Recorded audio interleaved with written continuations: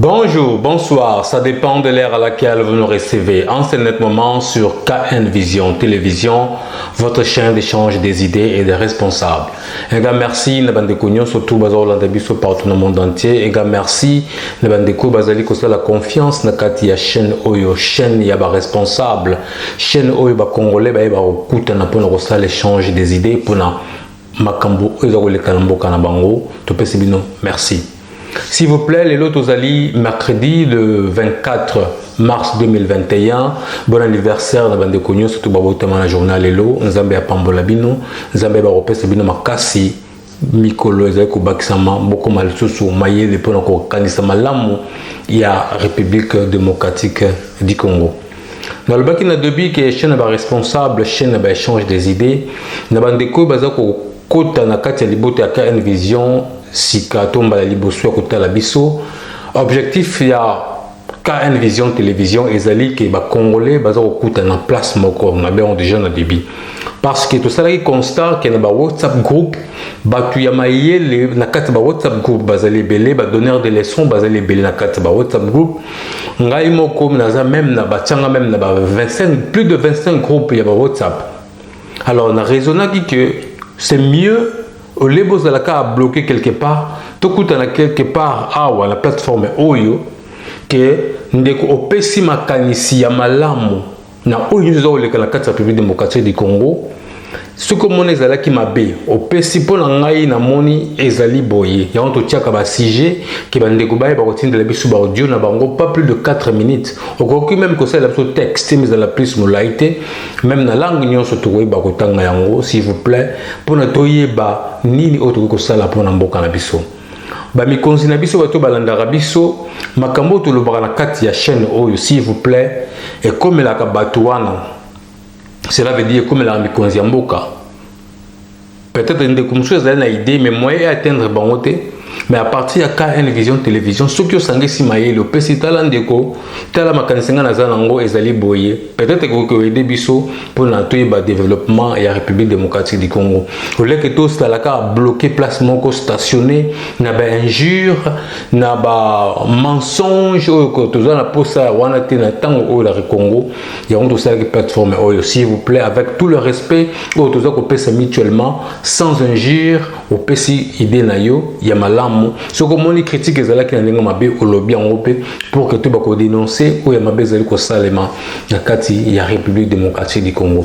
Voilà un peu nangana fungolama parenthèse wana pour na bandeko baza okota na kati ya libote ya KN Vision Télévision ba comprendre sans tout ça la magazine Oyo to tourner en na butu ndeti leo tozali mercredi to tourner na butu parce que pendant la journée de le bar chaque fois peut-être va nous dans la occupation to tourner en magazine na biso na butu et puis na tongo to yiko tiango na YouTube. Donc bandeko ba koti sika ba comprendre ba mona que date Oyo to koti na YouTube est un peu différent na date Oyo to tu ko pesa tant tout ça ko tourner émission Nabiso. Alors, numéro de sur la lilo ezali sujet moko de tuna kiango bateko. Ba idée auto tuna la ba sujet oyo ezala ka te ke biso moko to vandi boyeye non. Ezana bandeko ba benga ka biso to tuna na ndeko yo moni oyo ke ndenge nini. To tiens place moko ensemble to bi to partager na bandeko pour que to yoka a vie ya mutu moko na moko. Place Azali. Alors, si j'ai allé le que la relance de l'économie en RDC est-elle possible en cette période? La relance, s'il vous plaît, de l'économie en RDC est-elle possible? Tant au difficile aux alentours, autant gouvernement est-ce que ce que le bar relancer l'économie en Bokanabiso? Est-ce que Kosimba? Imaginez-vous. La République démocratique du Congo, tout ça, presque 80%, il y a importation, 80%. Donc, exportation, dans le cannabis, c'est le magasin, mais tout importe, plus même de 80% importation. Alors, tout le lobby qui est total dans le gouvernement, le gouvernement, il y a des warriors, on dit que est-ce que tout ça assure que le chef de l'État n'a idée où il y a union sacrée? Est-ce que la place où on a la même vision? Est-ce que vous pouvez élever l'économie en Bokanabiso? ma question za omituna yangwana yango tulingaki ke ndeko moko na moko aibika ngai na sujet oyo na moni ke pona mboka na biso etombama économiquement il faut tout ça laboyer, il faut tout ça. C'est ça que nous avons besoin. C'est ça que nous avons besoin. Au lieu que tout condamné car au moninga asali boy yo le ba pour nanga il fallait ezala boy o yo condamné car yo condamné to koyeba ko évoluer nous les Congolais. Alors tant que le ba ki bongo bande ko batinda ki ba audio na bango tozana audio ya papa tozana audio ya papa Kakuji tozana audio ya papa Kakuji aux États-Unis na New York tozana audio ya papa Damien Asiwe azana na Paris France tozana audio ya papa Dona azana Luanda Angola tozana audio ya papa Timothée azana Suède tozana audio ya papa Moïse Vangu azana Espagne moni bande ko ton oza place boy eza au sala malamu ke tokutani tozo pesa ba makanisi na oyo ezali ko sala na kati République démocratique du Congo. Alors moi j'avais retenu quelque chose que le chantier économique pour relancer l'économie na mboka na biso les chantiers il faut au ba chantier wana fait bonga o ngande na monaki na éviter ce pays de comme ça cause na idée un pour ngana monaki qui est ozali na stabilité politique premièrement stabilité politique notre politique n'est pas stable wana pour ngana monaki alors yami balé na monaki que corruption ezali presque endémique corruption endémique cela veut dire que corruption moko permanent et tika la wana libela et boujakati corruption là c'est ça ba bloc faut toyer ba ndenge ni toko sala pour que ce corruption sili des économies pe ko yeba ko ya malamu na baki que instabilité politique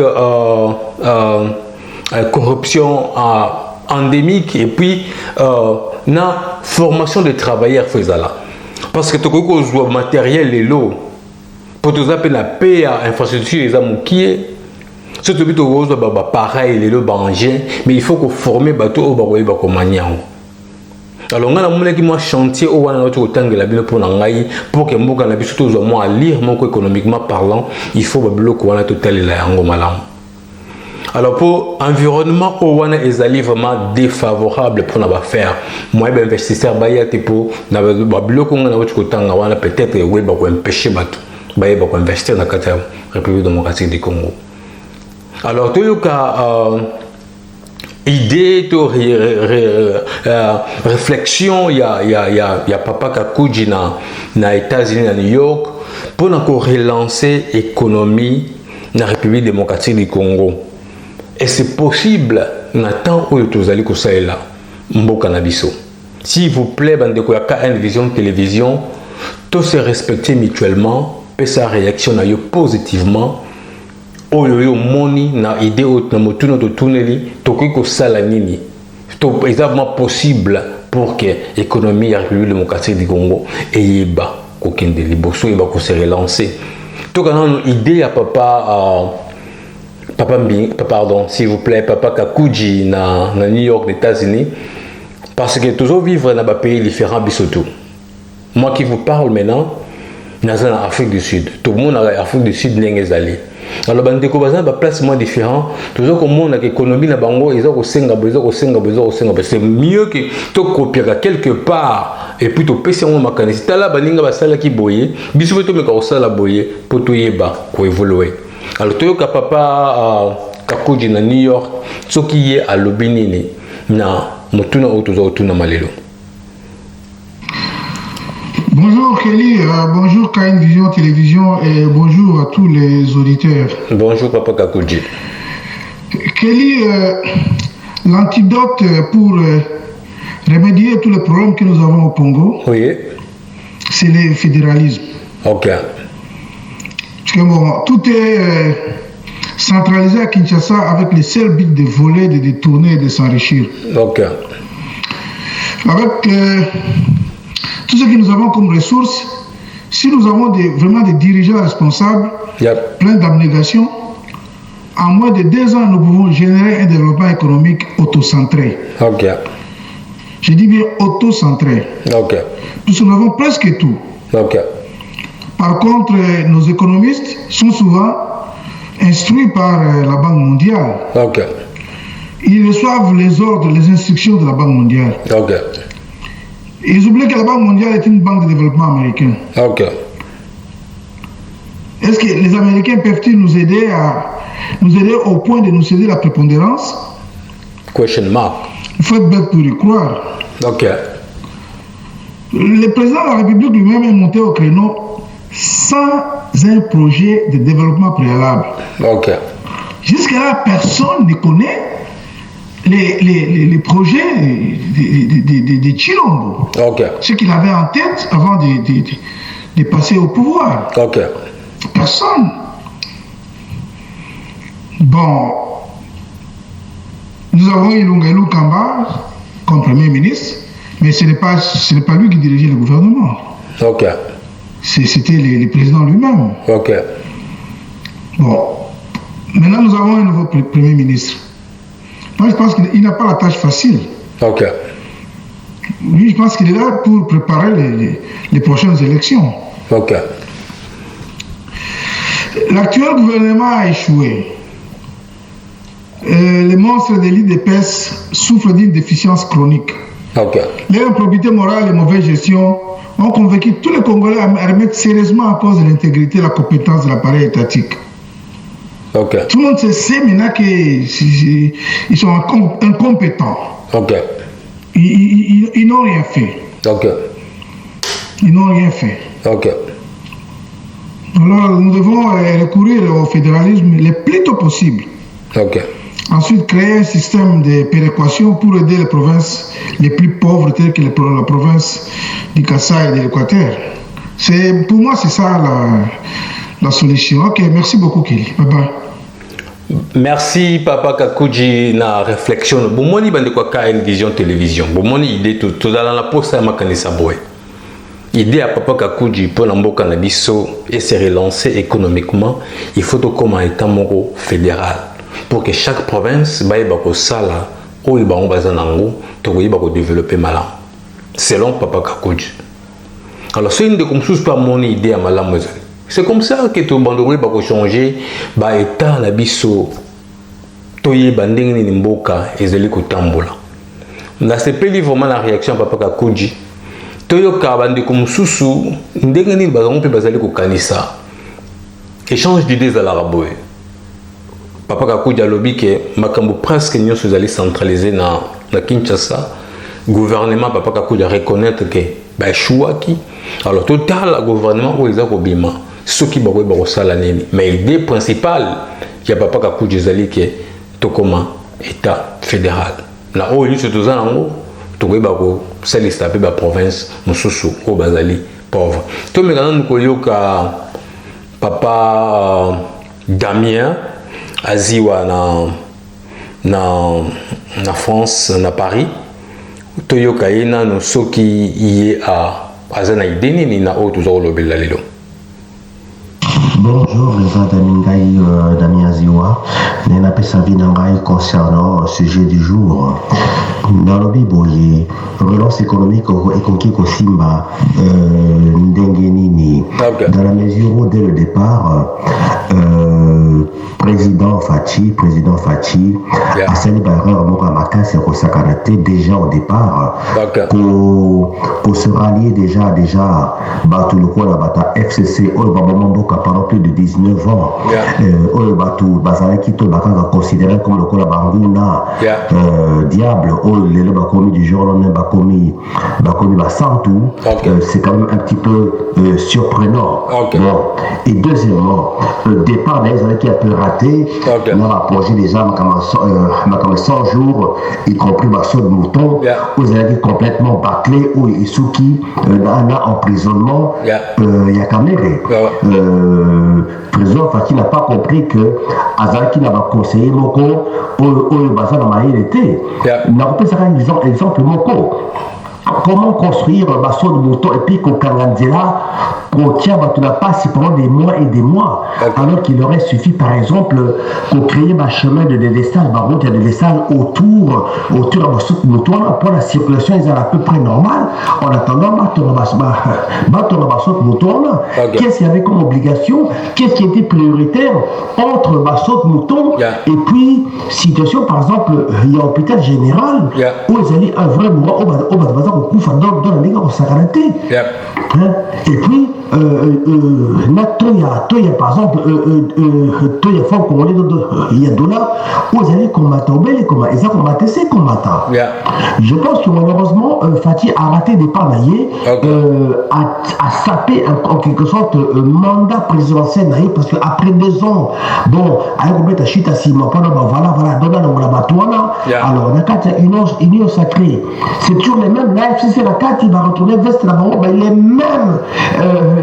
les mêmes léopards c'est les mêmes malfaiteurs il y a beaucoup ça toujours voilà la carte système malheureusement c'est-à-dire que tant que tu as un véritable je veux dire changement donc il y a classe politique avec un changement surtout de mentalité parce que le cancer il y a beaucoup ils allaient corruption ils allaient gangrène au Congo ils allaient corruption n'a pas seulement qu'on s'accaraté n'a vol extraordinaire on a beaucoup espéré au niveau de la diaspora l'arrestation à Cameroun ok Cameroun mais après Cameroun qu'est-ce qui s'est passé Bakangi Batoboni, Baïb Bamilio, Bazali, Tissiko Bazali en liberté, Bazar Kim, facilement, ou bien Bazar toujours donc, voilà, Bazar même pas inquiété. Pour moi, le développement au Congo, en tout cas, au Sénégal, il faut Jésus-Christ, Yemoko Atinga Motua, tout est bon à Zonga. Tant que Jésus-Christ est mort à Okitate, à la RDC, Tortina, Yemoko Motute, en tout cas, le développement, ça n'a pas, c'est quoi. Moi, je ne crois pas, le mandat, en tout cas, c'est le mandat sacrifié où il n'y aura rien à part ma promesse et dans la promesse qui n'en va des promesses qui n'en finissent pas et on est toujours même pour. Merci. Un grand merci Papa Damien à Ziwa na Paris, France, na participation à Yona Katiaka Vision Télévision. Boyoki a vu à Papa a celle qui a englobé ma campagne surtout na Kati.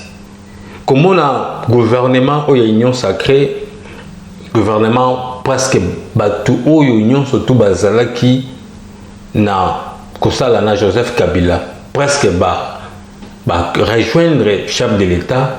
Alors croyons-nous qu'avec Bango économie ekozala malamu parce que pour relancer l'économie dans la République démocratique du Congo il faut peut-être moko asika il faut batu moko oyo bazana makanisi ya kolingana mboka na bango.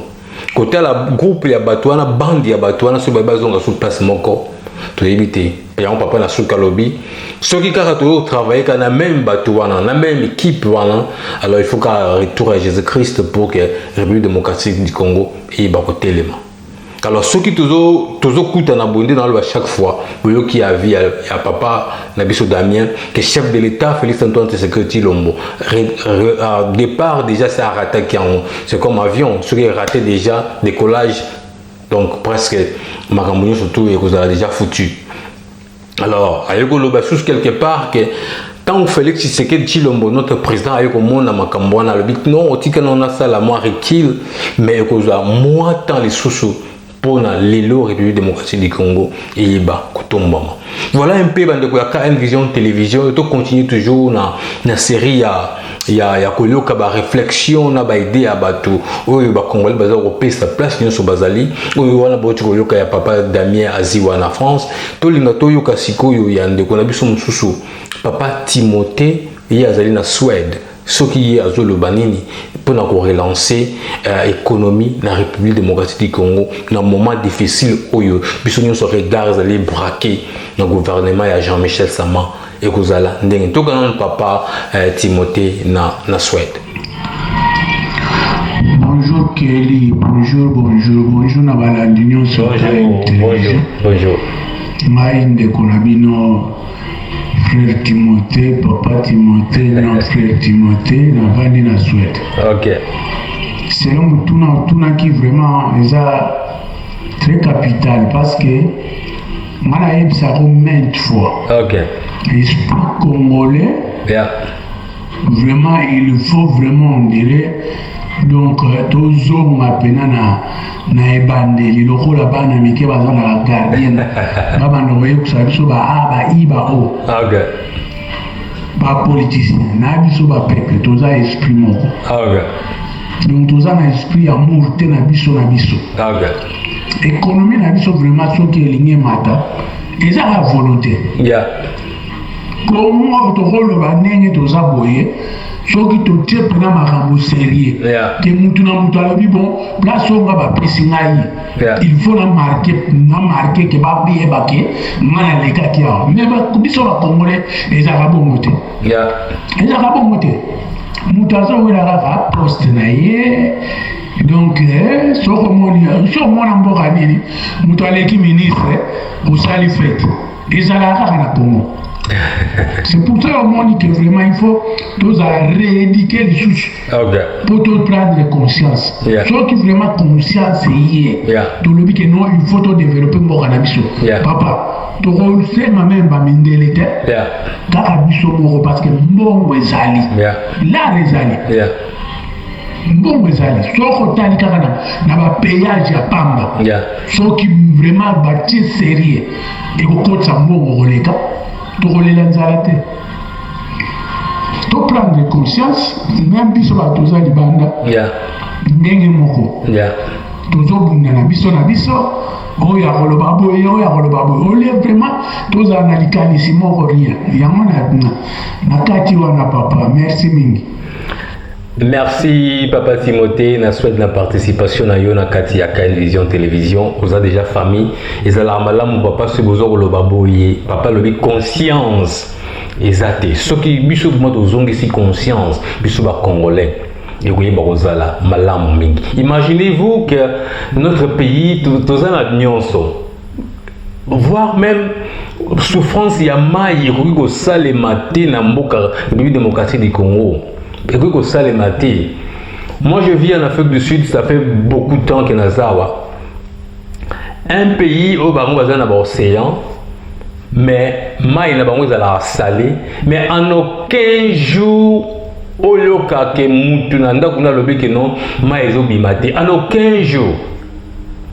Mais dans la République démocratique du Congo, ba lac na ba fleuve au tozanango, na ba rivière autozanango, mais mai est un problème. Mai yakomela est un problème.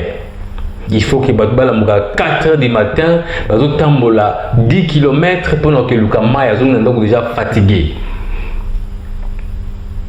Voilà. Baïdero tozanango pour ça kendeko. Tala pona et mboke tondi na ba forage. Or il n'a même pas fallu les amboka ba forage. S'il vous plaît, pour tout relever l'économie en Bokanabiso, qu'est-ce que les Congolais bakouiko sala en ce moment ici? Est-ce que c'est possible?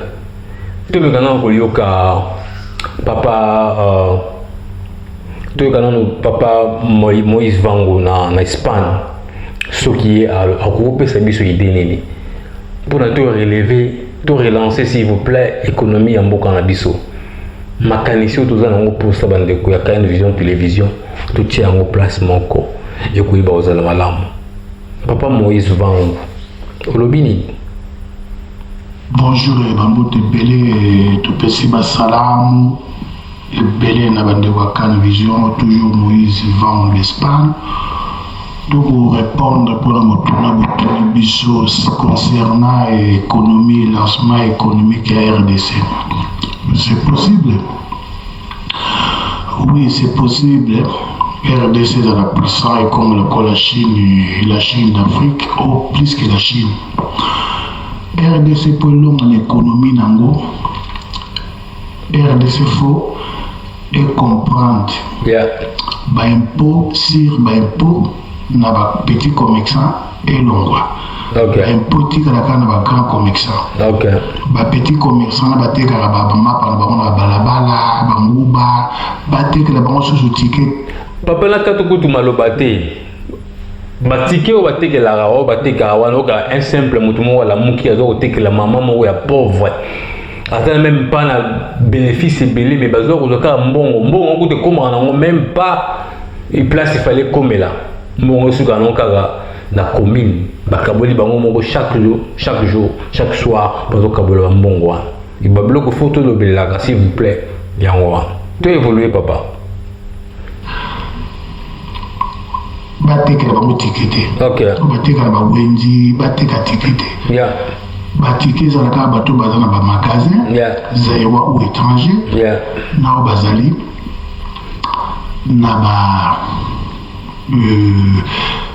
restaurant mais mutu tu aza na mesa na gambela na sima zigida na zando na bawenza mike mutu te asenga so tike durant 3 ans tamba osenga te bambongo ya tiki wana kesala nini ebana ko soutenir ba mama wana balesa bana na bango bafufu bana bazala basanta bien yala ba mshi bafuta la tiki wana 500 francs chaque jour au moins par mois tant sur 15 000 ou 30 000 wana ba mususu ya limbongo bafuta la banda ko bakinga sana suka na ba masina alors makabo ba impone sila l'état en charge ya problème côté mususu ya li douane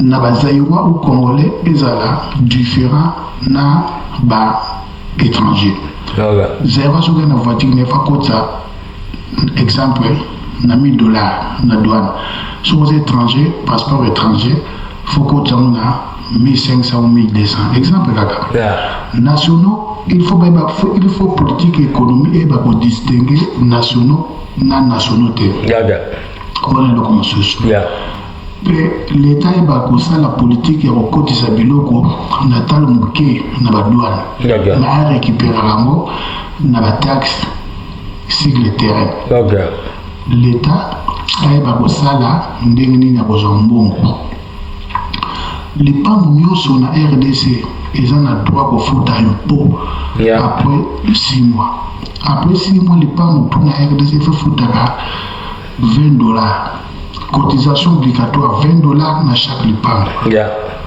lipango ezali lipango pauvre afuta te mais oza bariche bafuta à part ça bilanga ya linde économie mobimba yango wana ide oyo lelo bakoma kosala kongo mobimba bazwaka masango ekomi poussière batere bachasse 5 kilo ide nanga na 2010 betango kabila Félix Tshisekedi a pris l'élection na IDPS ngam de psaka Kabundi so boboya na 2011 Tshisekedi azwaki pouvoir azwaki te bota mutuma kazi bozwa kaka ba élection na bino na machine bozwa ngam na bango na Kabundi après une semaine Kabundi pe alekina te va le but ba demi machine ngai Moïse va en Espagne ce qui a qui message wa yoka mo pe saka pe IDPS ya Benelux message une semaine va publier que Félix a bimagao donc ngai na aller par la grâce de moto et même Félix na pouvoir par la grâce de Dieu donc ça même tamemi comme na sima maloba tout ngai à bientôt. Merci papa Moïse Vango na Espagne boyoki ba conseil boyoki ba idée au papa Moïse Vango lobi photo aider maman wana o ba teka économie pe ko yeba ko zala malamu et balancer na domaine nyonso toyokana no papa Dona na Luanda na Angola soki ye alobi nini na makanisi toza kolobelela lelo papa Dona s'il vous plaît la relance de l'économie en RDC est-elle possible dans cette période? Bonjour de Kokeli, bonjour Balandinho, surtout Yaka N Vision Télévision. Bonjour papa. De Kokeli, Namotuna Yalelo concernant disons relance et économie Nabiso avec gouvernement Kobima Michel Sama. Donc je pense que c'est un problème auquel on ne peut pas disons répondre disons par oui ou par non. Tout dépendre disons les gens vont se dépatouiller parce que à ce que je sache, je ne suis pas spécialiste en économie, mais ça c'est vraiment donc, ce que je vois disons dans d'autres pays ce qu'ils font. Donc le problème est Zali Boye. Il faut tout mais jouer disons sur production interne brute. Donc bien la PIB. Parce que ceux par exemple disons beaucoup qu'ils ont produire et qu'on permettre vraiment donc que non tant que vous produire bien beaucoup se suffire dans naba. Oh il beaucoup produit et puis beaucoup de la seule chose à même vraiment il y a qu'au exporter parce que j'ai l'impression que nous au Congo on importe plus qu'on produit donc c'est vraiment disons vraiment donc, très dangereux. Vous imaginez tout ça la ressources donc minières mais ils sont beaucoup vraiment donc non ce sont disons des entreprises étrangères des basawa ya ko extraire et puis au moins vraiment de baquer ça la transformation mais côté que la biso bon tout ça ma dessous tout ça na bilo moins d'un au moins vraiment donc non bon hein et ma dessous zoya tout ça c'est que production na biso ils en assez yango moni faut disons ko sungango na ba importation pour na komeka ko nani ko arriver à commettre disons ko satisfaire disons tout le monde et à chaque fois disons que tout ça la ba importation ce sont des devises qui s'envolent, vous voyez. Donc il faut vraiment disons que tout le monde soit conscient vraiment donc que non en tout cas Moussala de Zosala il faut tout miser disons sur la production interne brute. Ce qui permet donc de réussir dans le c'est seulement comme ça des qu'on en a pris exemple. Je par exemple donc que tous les produits vitamines. Donc vous avez belé. Les produits vitamines. Vous sentez vraiment donc que tous les produits vitamines belé tout dans le Congo vraiment babaye pour des vitamines. Et mais tout ça la vitamine pour la panoplie. Beaucoup ça la nini vos produits vous voyez que notre regarder quantité moko boye vraiment donc suffit pour na bambo cannabis et puis mususu to côté que la papaye tant vous que la papaye ba devise zo kota mais souvent vous teka kelo moko comment vous voulez que devise nani moi moké vous allez on va donner misa moko va donner la caca donc c'est ça un peu ça donc le problème c'est la production interne brute il faut coproduire. C'est un paramètre très important où vraiment donc, tous les pays développés utilisent ça. Donc il ne faudrait pas dire ce qu'on dit que nos pays c'est pour dire que nos une comparaison l'année antérieure par rapport à l'année comment les ont évolué. Il y a un moment on parle de récession économique, donc produit interne de brut des autres pays. Les autres qui voilà un peu ça. Donc en tout cas c'est ça ma contribution.